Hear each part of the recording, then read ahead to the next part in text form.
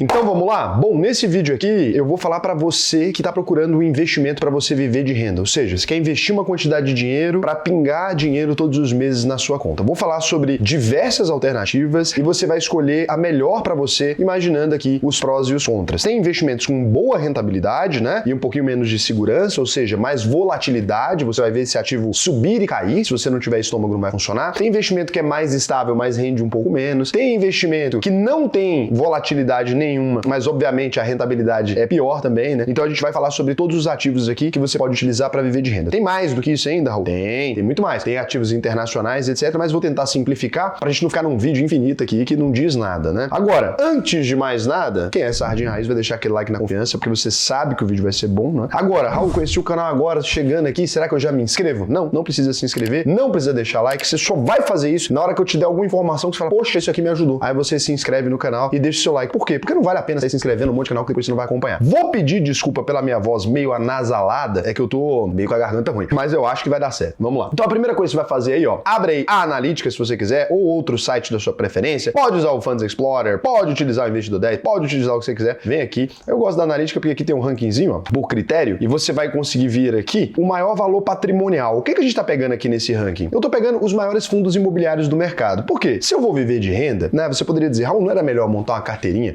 com aqueles fundos imobiliários menorzinhos e tal? Sim, só que daí eu poderia trabalhar aqui com a expectativa irreal, ou seja, eu ia te mostrar alguns fundos imobiliários pra gente fazer a simulação e na hora que você fosse procurar esses fundos imobiliários aí pra encontrar, talvez você não encontra do mesmo preço, talvez você vai ficar muito apegado no valor que eles estão custando no momento. Então é o seguinte, aqui a gente vai procurar os fundos imobiliários de modo geral, não vou entrar no tema se é tijolo, se é logística, se é sei lá o quê, eu só quero fazer uma simulação para mostrar para você qual pode ser a sua expectativa de rentabilidade. O KNCR 11, de agora o nome novo é multicategoria. Antigamente você falava diferente, mas agora eu vou usar a nomenclatura mais recente para vocês ficarem bem informados. O fundo multicategoria, ele tem diversas coisas aqui dentro. Quando a gente vai para o KNIP, também, né, a gente vai acabar encontrando fundo de multicategoria. O HGLG já é um fundo de logística, XPML já é um fundo de shopping, TRX, o Real Estate, fundo de tijolo, né, também com 92 ativos aqui. Então, como é que você sabe que é de tijolo, né? Você vem aqui na carinha dele, você vai ver a lista dos imóveis. Ó, já vem aqui, ó, lista dos imóveis. Agora, fundo de papel não tem imóvel, né? Ele só tem papel dentro da carteira. Vamos comparar aqui e vamos pegar uma média. O que a gente pode ver aqui? Se você vai investir num fundo imobiliário, o mais importante para você, né, seria você olhar esse indicador aqui, que é o preço pelo valor patrimonial. Quando a gente está falando de um fundo imobiliário de tijolo, um fundo clássico, você pegaria o valor do prédio. Se o prédio custa 1 milhão e ele tem 1 milhão de cotas, né, a cota estaria R$1 perfeitamente ali. Então, isso seria um PVP igual a 1. Ou seja, eu estou pagando o valor exato que vale o imóvel. Esse é o sonho de princesa. Esse é o ideal. Agora, no mundo real, quando você vai comprar um prédio que já está todo alugado, com bons inquilinos, eventualmente você vai acabar pagando um valor um pouco maior, né? Agora, tem que tomar cuidado para o seu preço desse fundo imobiliário aqui, ele não ficar muito acima dessa cota patrimonial, porque senão depois quando cair você pode ter algum sofrimento. Você pode entrar em sofrimento, né?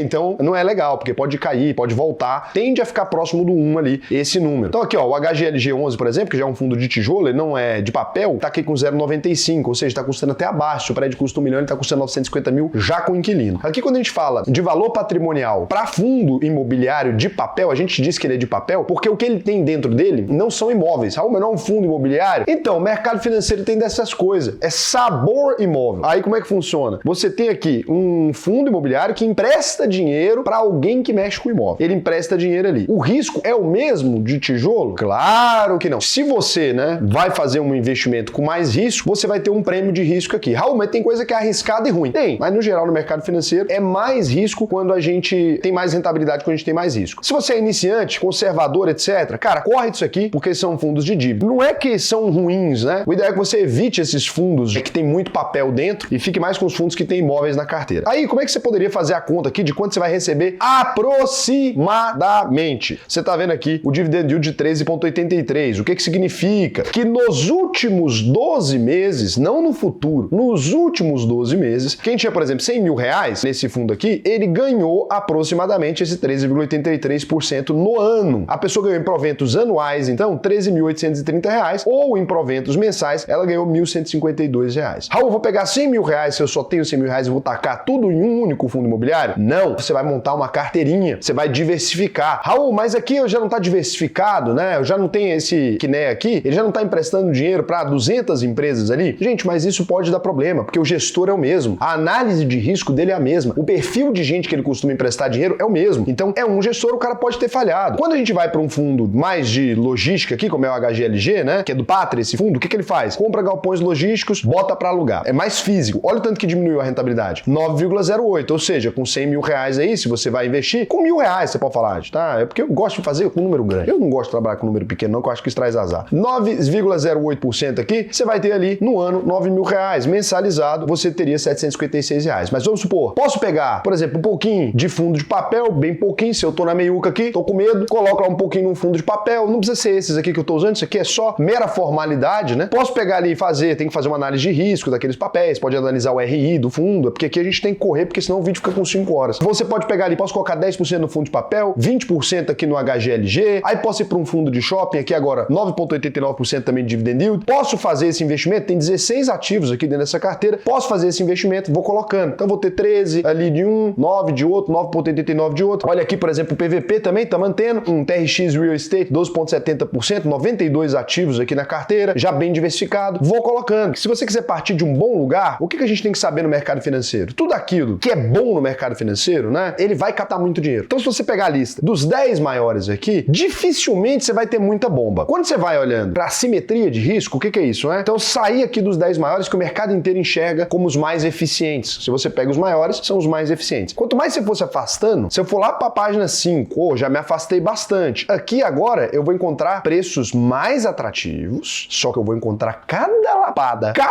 Olha pra você ver isso aqui, ó. DEVA 11. Vou nem falar o que é, né? Que tem quem sabe aí. 0,25 de PVP. Uai, eu tô comprando R$1,25. O que aconteceu, né? Mesma coisa que você chega num lugar e fala, não, a picanha aqui é R$3 o quilo. Vai falar assim, ué, rapaz, tá errado. Ah, não, é 10ão o quilo da picanha. Ah, mas o quilo da picanha é mais barato aí. Em Goiás, açougue, fundo de quintal tá 30. Como é que você pode estar com um quilo da picanha de R$10 aí, né? Não tá fazendo sentido. A vaca que o cara mata no fundo do quintal dele vendo na porta, tá dando 35 quilos lá em Goiás. Aí você fala, é barato e é bom, né? Acabou de matar. O sangue nem escorreu ainda, você tá ali, tá comprando. Então, tudo que você for encontrar aqui vai ser no mesmo sistema. Tem como aproveitar essas assimetrias? Tem. Agora, se você não é um profissional, mexe com isso não. Faz aqui uma carteirinha dos top of mind, né? Dos maiorzões ali. Vai focando nesse começo, dá uma analisada que você consegue montar uma carteira legal. Qual a expectativa que você deve ter, né? Só fazer a média. Se você fizer a média aqui desses ativos aqui, você vai perceber que a expectativa correta aí vai ficar entre 9% e 10% ali, se você montar uma carteirinha legal de fundos imobiliários. Isso aqui é indicado para quem? Para quem tem intolerância a risco, né? Não se coloca dinheiro em fundos imobiliários sem ter tolerância a risco. Raul, eu sou um cara que, assim, não sou tão conservador. Fundo imobiliário é conservador? Relativamente. Não é ainda conservador. Tô falando aqui do cara que ele é... Como é que pode dizer isso? O cara que não é conservador, ele é o quê? Centrão. Tá mais pro centro. É um centrão, não é um centrão legal? Tô aqui no centrão, bacana. O que seria uma coisa pra mim que tô um pouco mais arriscado, que eu sou um pouco mais corajoso ali? Eu gosto de problema. Aí você pode montar uma carteira de ações, né, que pagam dividendos. Agora, tem uma questão. Enquanto o fundo imobiliário funciona assim, ó, todo mês tem um inquilino, ele paga o aluguelzinho, tarará, ou alguém paga a dívidazinha, eu vou lá te transfiro o dinheiro. Todo mês, pinga na conta. No caso das ações, esse reloginho suíço não funciona assim, porque uma empresa, no mês de janeiro, ela pode ter tido 1 bilhão de lucro, no mês de março, ela pode ter tido 500 milhões de prejuízo. Se ela ficar distribuindo todo o lucro que ela pega ali, na hora que ela precisar de dinheiro, vai faltar. Esse é o ponto A. Ponto B, tem o gestor da empresa ali, ele decide, rapaz, você quer saber de uma coisa? Em vez de distribuir dividendo, agora eu vou procurar petróleo lá na casa da Márcia. Aí pura um posto de petróleo, gasta 2 bilhões, cadê o dinheiro? Não tem dinheiro para poder te pagar. Então é importante você se lembrar que as empresas, o compromisso delas não é distribuição de lucro necessariamente em fluxo mensalizado. Ele vai distribuir lucro a hora que ele quiser. Você poderia vir aqui, ir lá no maior dividend yield e olhar quanto que é o dividend yield, etc. Poderia. Não vai fazer isso. Vamos seguir a mesma regra. Quanto maior a empresa, menor o risco percebido no mercado por ela, entendeu? Para assumir uma Petrobras é fácil? Não é fácil, né? Então o que a gente vai fazer? Vou fazer um pequeno filtro aqui, que é o seguinte, vamos tirar as empresas vermelhinhas aqui, né, que não tem lucro consistente, etc. Aqui a gente vai trabalhar com lucro consistente, um lucro mais ou menos consistente, pelo menos tá tendo lucro, tá tendo algum tipo de lucro, baixo endividamento, ou um endividamento alto, mas com um lucro muito alto, algumas coisas assim, e vou eliminar empresa que não tem tag along, essas empresas que, ou seja, se o dono vender, você vai vender por outro preço, isso aí já não funciona. Vamos colocar aqui só boas empresas, mesma regra, aquela do valor patrimonial, né, quanto o patrimônio que a empresa tem. Agora, lembrando, a empresa nem sempre ela vai estar próxima da cota patrimonial. Você não pode querer comprar uma empresa de energia elétrica pelo preço que vale o escritório dela, não faz sentido, né? Eu não vou querer comprar um banco pelo preço que vale o prédio, porque ele lucra 16 vezes o prédio, então não faz muito sentido. Então você tem que avaliar esse critério, que é diferente. Mas aqui a gente pode olhar o PL, que é quantas vezes o lucro a gente está interessado em pagar, aqui medido em anos. Então você pode falar assim, eu quero pagar 5 anos de lucro dessa empresa e tal. Isso aqui são indicadores importantes pra gente. Mas aqui vou separar e vou colocar o bichão de novo, o dividend yield, né? Que é aquele indicador de quanto que a empresa distribuiu no ano passado. Lembrando, rentabilidade passada é garantia de rentabilidade futura? Fala com o professor. Não, Raul. Não é. Ou seja, Petrobras veio lucrando.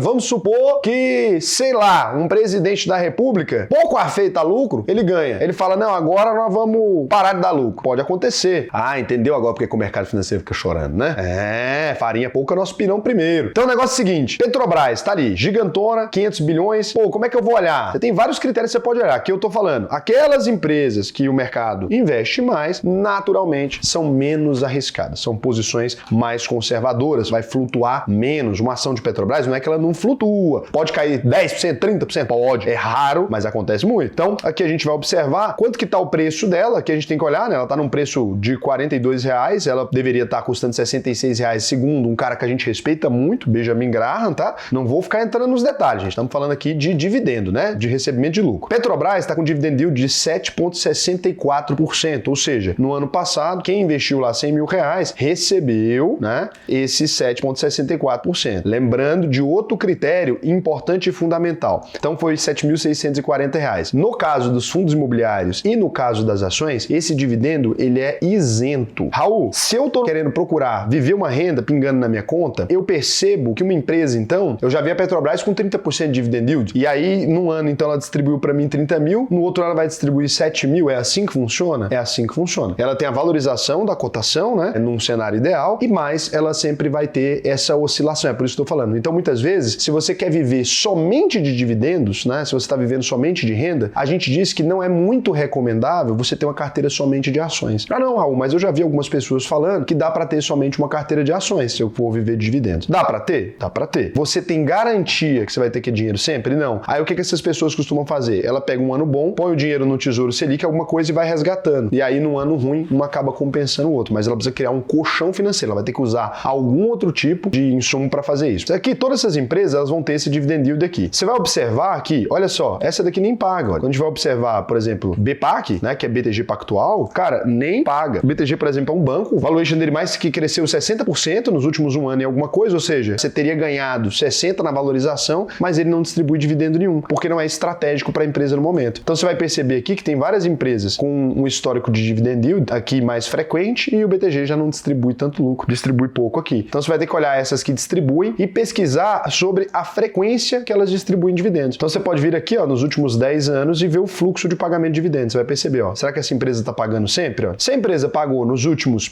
10 anos aqui, é correto afirmar que ela vai continuar pagando aqui, né? Mas sempre vale a pena você fazer uma avaliação mais criteriosa. Então, você vai fazer isso com as empresas e a mesma coisa do outro cenário. Se eu quero, então, criar uma carteira conservadora de ações, existe conservador nas ações também. Uma carteira mais segura, vou procurar por empresas que sejam de nichos diferentes. Então, Petrobras e Vale, a atividade delas é diferente. Itaú, por exemplo, a atividade dele é diferente da atividade da Ambev. Então, aqui, por exemplo, Petrobras, Itube, Vale, Ambev, VEG, são empresas diferentes. Agora, eu vou pegar aqui e vou meter os bancos tudo na minha carteira de dividendos. Se der alguma crise nos bancos, você vai se lascar, né? E tem banco, por exemplo, que é mais barato que o outro, né? Você vai perceber que o dividend yield, às vezes, pode ficar um pouquinho mais alto ou um pouquinho mais baixo por conta do valor percebido. Ó, nessas empresas aqui, até a 30ª posição aqui, você vai ter empresas que são mais seguras ali do ponto de vista de tamanho, do ponto de vista de estrutura, que se sumir, o Brasil sangra bastante, né? Então, a gente precisa procurar por esse tipo de ativo. Vai fazer a mesma coisa, vai criar uma carteirinha que vai ter uma média ali. Recomendo ações para quem já está na fase de usufruir, né? Para quem já está vivendo mesmo de dividendos e tal, para quem já está vivendo do lucro dos investimentos, não recomendo tanto em grande quantidade, porque ações se valorizam mais. Posso misturar na minha carteira 20% de pagadoras de dividendos? Posso complementar isso com fundo imobiliário? Posso, né? Agora, o que mais vai ser recomendado quando a gente está falando de viver de renda mesmo, a gente vai ter um outro cenário. Pode abrir sua corretora, sou cliente da AUVP mesmo, que é a minha própria plataforma de investimento. Eu fico na alegria quando eu falo isso, a pessoa mostra meu cartãozinho, a pessoa fala, de onde que é esse cartão? Eu falo, é meu, é da minha empresa mesmo. Eu fico com orgulho danado. Aí eu já falo pros outros logo, ó, não, meu banco já, nem tem banco ainda, mas já falo que é meu banco. Mas aí, se você ficar devendo, você tá devendo a você mesmo? Tô devendo a mim mesmo. E se eu ficar devendo, eu vou me punir com a punição adequada. Então aqui, o que você vai fazer agora? O que é o normal de algumas pessoas aqui? Eu vou ensinar o jeito que essas pessoas fazem, Vou ensinar um jeito mais barato de fazer o que as pessoas fazem e depois vou tentar mostrar algumas alternativas mais interessantes. Quando a gente vai falar de renda fixa, o grosso da população não tem um bom conhecimento de investimento. Então o que o cara faz? Ele vai vir aqui, pegar um Selic 2031, né? Esse está rendendo Selic mais 0,10, ou seja, está rendendo 15,10% nesse momento agora. Ele vai pegar o dinheiro dele e vai colocar 100 mil aqui. Com 100 mil aqui, 15,10%, você consegue entender porque que o Brasil é o paraíso da renda fixa. Esse cara vai conseguir ganhar R$15.100 todos os anos, ou R$1.258 por mês. O Tesouro Selic, ele não vai dar pro cara esse valor todo mês. Mas o cara vai comprar esse título, ele vai se valorizar, ele se valoriza ao longo de 30 dias, tem que tomar cuidado com a tabela regressiva do IOF, coloca aqui na minha mãozinha, porque aqui tem imposto retido direto na fonte e com imposto de renda de 22,5 quando você tirar aqui, põe aqui agora nesse lado aqui, a tabela regressiva do IR, ela vai regredindo até que no segundo ano você tá pagando 15%. Então esse cara vai tirar esse dinheiro. Se ele tirar 1.258, ele vai ter que pagar agora menos 22,5% e aí ele ficou com 975 para ele gastar da maneira que ele quiser. Raul, quanto que eu vou ganhar se eu tiver 1 milhão? Mesma coisa, né, gente? 1 milhão vezes 15,10%, aí o cara tem 151 mil, aí ele vai dividir por 12 se ele quiser fazer o fluxo mensal, aí ele vai subtrair o imposto de renda. E nisso aqui ele ficou com um valor líquido por mês lá de R$ 9.752. Esse modelo funciona? Funciona legal. Qual que é o problema disso aqui? Aqui, se você gastar todo esse volume de rentabilidade, primeiro que você não teve uma cobertura da inflação. Você lembra quanto custava um pãozinho em 2014, quanto custa hoje? Isso vai corroer o seu poder de compra. Então você vai ter uma corrosão desse poder de compra ao longo dos anos. O ideal seria você viver com metade dessa renda que você está gerando aqui. Você teria que viver aí com esses 5 mil e alguma coisinha e reinvestir o restante para que você tenha até um crescimentozinho patrimonial. Estou simplificando. Daria para fazer uma conta melhor, mas eu sei que quanto mais se complica, mais as pessoas se perdem. Então, poderia fazer isso aqui. Qual vai ser o problema disso aqui? A Selic do Brasil, ela é 15 sempre? Não. Aí complicou, né, Raul? Porque então eu não sei quanto que eu vou ter de renda. Exato. Se você utilizar esse modelo aqui, você vai ter que sempre se preocupar com as fases de vacas magras. A Selic histórica do Brasil, ela dificilmente, ela fica abaixo de 7,8. Então, 7,8 você teria. E no momento que for 7,8, lembra que a inflação vai estar mais baixinha. Então não vai estar corroendo tanto seu poder de compra. O Brasil, no momento atual, ele está com o maior juro real do planeta Terra, né? Então estamos pagando o maior juro menos inflação. Você pega o juro e tira a inflação de 3,5 ou 4. Raul, não acredito no IBGE. Tá bom, mas você tem que pegar a inflação ou você faz seu cálculo de IPCA aí. Você vai visitando todos os supermercados, vai fazendo a conta e vê quanto tá a inflação real. Ou você acredita no IBGE. Não tem outra opção. Ah, quero chorar, não gosto da esquerda. Quem acredita em IBGE? Não é problema meu, gente. É isso aí. Tem funcionado. Meu patrimônio cresce. Quando eu calculo usando o IPCA real lá e avalio quanto que eu tive dinheiro, meu poder de compra tá maior. Não sei vocês, mas meu na Selic tá bem maior. Tá funcionando. Então, se você fizer isso aqui, você vai ter que fazer essa continha sempre. Funciona. Lembra sempre que você pode ir a 7. Então, se eu quiser ter um cálculo de conforto aqui, eu precisaria, né, considerar os 7% aqui, né? E aí eu teria 70 mil, vou dividir por 12, eu teria aí 5.800 e alguma coisa. Na fase de vacas magras, eu fico com o 5 limpo aqui, vou consumir um pedaço do patrimônio. Na fase de vacas gordas, eu faço ele crescer. Por quê? Porque vai ter a sobra. Então vai ter a sobra ali. Tem a calculadora de resgate para você ver como é que fica. Essa calculadora de renda investidor sardinha, você vai considerar, eu tenho R$1 milhão, vou retirar 5 mil. A Selic está em 12, por exemplo. Vamos colocar que ela está em 15 mesmo. E eu vou fazer essa retirada por um ano. Quanto que eu vou ter no final? Você vai perceber que o patrimônio cresceu. Apesar de eu retirar 60 mil, o patrimônio cresceu. Vamos supor que a Selic agora eu ganhei, tô com 1.085, que eu passei esse tempo vivendo com isso, né? Então agora a Selic agora foi para 12, eu vou manter a mesma retirada. Meu patrimônio continuou crescendo. Ó, continuei tirando 5 mil, deu em juros um valor menor, mas o patrimônio continuou crescendo. Então eu posso ir até o mínimo, né? 8, por exemplo, ele já cresce? Cresce ainda, mas cresceu bem devagar. Tá vendo que eu só ganhei 15 mil ali? Ou seja, nesse fluxo aqui de 8%, né? Eu não deveria estar retirando 5 mil. Eu deveria estar retirando um pouco menos, para o meu patrimônio continuar corrigindo pelo menos pela inflação. Então é isso que você vai ter que fazer as contas aí. Você vai fazer essa simulação da taxa de juros. Dificilmente vai ficar nisso. Raul, que outra receita eu poderia utilizar aqui? Se eu não quiser ficar dependente da Selic, eu poderia travar um título IPCA+, com juros semestrais. É possível, tá? Você tem o título IPCA+, ele já tem a proteção da inflação e todo o juro dele é juro real para você então. Então esse título aqui, ó, IPCA com juros semestrais para 2037, a cada 6 meses ele vai distribuir um cupom de juros para você. E ele vai te devolver o valor principal corrigido pela inflação lá no final. Então como é que vai funcionar aqui? Você vai ganhar 7,29% ao ano para você viver numa boa. Então eu posso pegar esse 1 milhão aqui, multiplicar por 7,29%, eu vou estar ganhando 72 mil por ano, posso gastar tranquilo no fluxo mensal 6.075. Lembrando que eu vou ter que tirar o IR, que fica com 4.708, porque tem IR nos investimentos do governo. Depois do segundo ano, o IR vai para 15%. Então lá depois do segundo ano, você vai ter uma redução nisso aqui. Isso aqui funciona, esses são dois modelos muito utilizados. Poderia fazer a mesma coisa usando debentures, CRI, CRA, que eu vou ter até uma rentabilidade maior? Vou ter, mas vou ter um risco maior. Agora, Agora, não, Raul, eu sei que de alguma maneira deve ter um jeito mais inteligente de fazer isso. Esse aqui, recomendado, seguro, bom, tá? Emprestando dinheiro pro próprio governo, tem nada de errado com isso aqui. Qual que é o chapéu da véia aqui? Eu, Raul Sena, tenho muitos clientes que precisavam viver de renda ali, ou que precisam guardar dinheiro em algum lugar e não queriam pagar esse 22,5% de IR. Eu peguei um ETF, que é um ativo de renda variável, né? Parecido com um fundo imobiliário, só que em vez de ter imóvel dentro dele, eu comprei títulos do Tesouro. Você vai falar, Raul, pra que você fez isso, né? Então, o grande benefício de eu investir aqui, Raul, é que você vai ganhar dinheiro. Não. Calma lá. Se você investir aqui, você vai pagar a mesma coisa que essa taxa já existe lá no Tesouro. A taxa do Tesouro é de 0,20, né? Essa taxa você paga para B3. Mas, Raul, se eu colocar aqui, então, pela aula, você vai ficar mais feliz, né? Porque eu vou pegar 0,19 e vou te dar o dinheiro aí. Exatamente. Mas é só isso? Só porque você me ensinou aqui, eu vou fazer na sua mão? Não. Porque eu fiz isso aqui, você vê que tem 275 milhões aqui dentro. Por quê? Porque o povo gosta muito de mim? Que eu sou muito legal? Não, né? 275 milhões que acumulou em 2 meses. Imagina como é que vai estar isso aqui daqui a 10 anos com o imposto no Brasil. Eu fiz esse ETF, que ele simplesmente é um negócio negociado em bolsa, que ele vai lá e compra Tesouro Selic. Ele não vai oscilar, não. Muito não. Ele pode oscilar um pouquinho, porque ele tem uma malandragem aqui. Ele compra Tesouro Selic, que é aquele que vai ter a rentabilidadezinha diária, aquele modelo que eu expliquei para vocês, né? Que vai render 15% ao ano.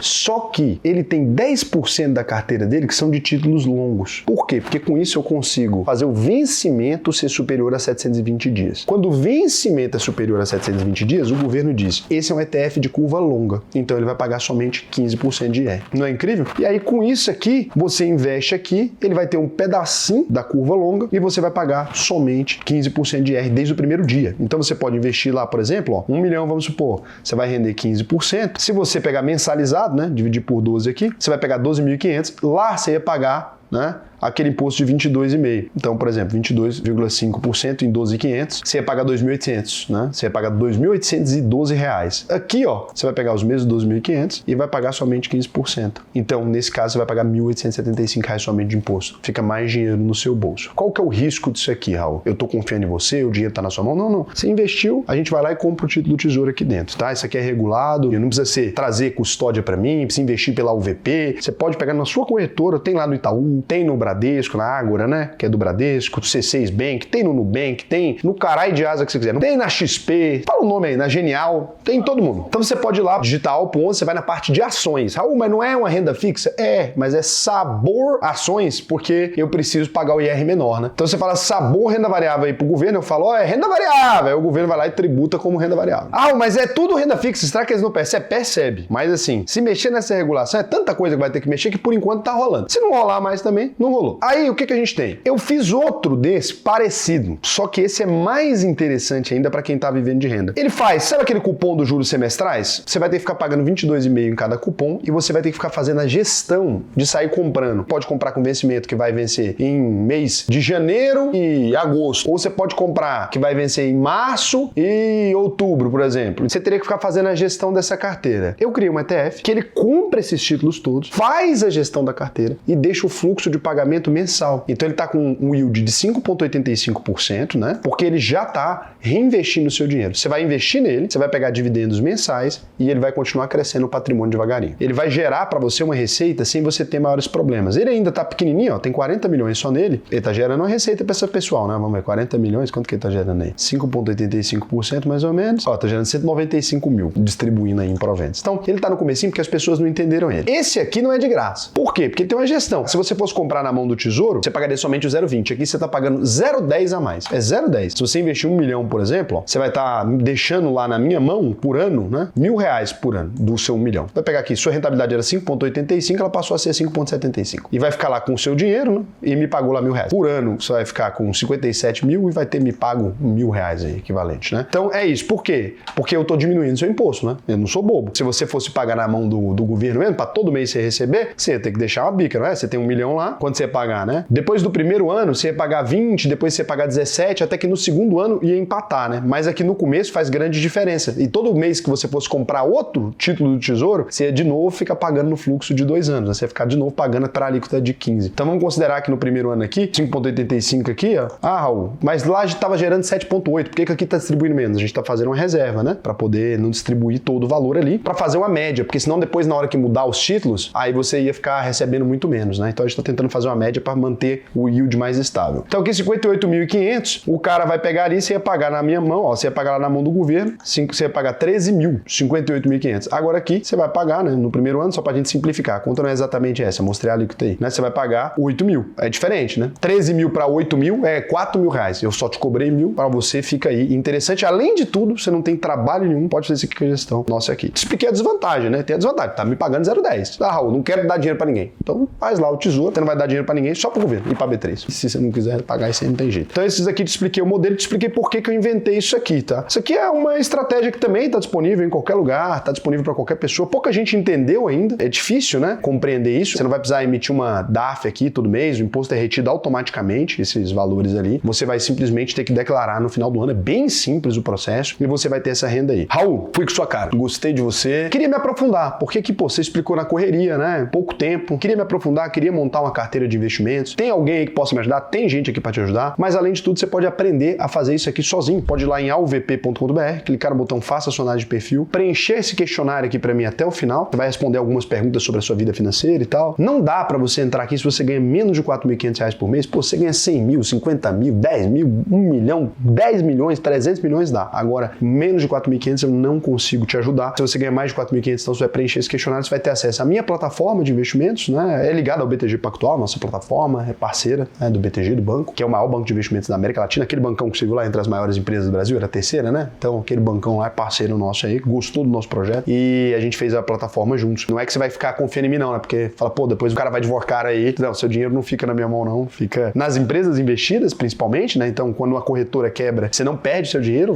pode pegar, mas nem isso eu não sou. Eu não sou a corretora, a custodiante é o BTG Pactual, vai ficar lá com eles cuidam direitinho, gigante, 45 anos aí de história. Então pode preencher o questionário aí que eu vou te ensinar a investir. Lembrando do compromisso aqui da UVP, ó. Às vezes você me conheceu, fala, pô, não sei se eu vou confiar nesse cara agora. Pode vir aqui, tem aprendizado garantido. Como é que você vai garantir que eu vou aprender, Raul? É porque não dá pra garantir que você vai aprender. Eu posso te garantir que se você não aprendeu, eu devolvo o dinheiro. Preenche aí que vai ser legal pra caramba. Esse vídeo já ficou meio extenso, né? Pra gente poder falar de comentário, né? Eu ia ler os comentários aqui, mas não vou. Beijo pra vocês.